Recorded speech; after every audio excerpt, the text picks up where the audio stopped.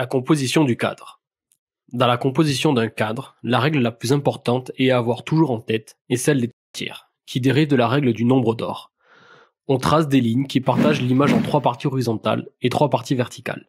Ce sont des lignes de force, ou lignes de tiers, sur lesquelles on placera de préférence les sujets intéressants de l'image. En plaçant le sujet de façon décentrée sur une de ces lignes, on créera un certain dynamisme dans l'image, ce qui la rend harmonieuse pour l'œil humain et renforce son esthétisme. Lorsque l'on veut filmer un personnage avec la règle des tiers, il ne faut pas oublier de laisser de l'espace dans le sens du regard ou dans le sens du mouvement. Cela permet d'aérer l'image et de la rendre plus harmonieuse. Maintenant que tu as compris la composition d'un cadre, tu vas pouvoir t'entraîner. Pour cet exercice, avec la première caméra, tu vas devoir cadrer l'homme et la statue en utilisant la règle des tiers. Puis, avec la seconde caméra, tu iras cadrer la femme en utilisant la règle du regard.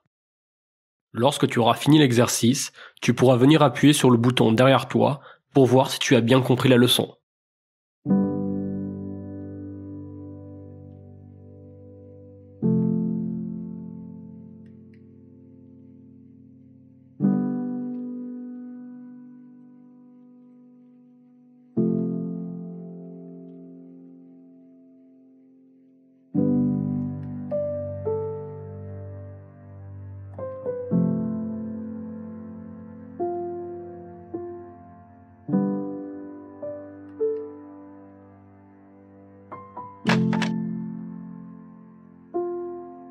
Tu as réussi 50% de l'exercice. Tente le 100%.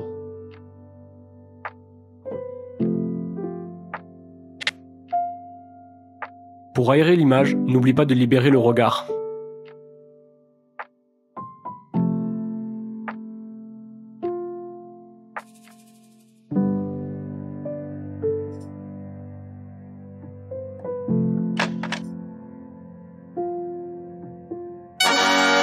Félicitations, tu as réussi 100% de l'exercice. Tu as bien compris la composition d'un cadre. Tu peux maintenant passer au cours suivant.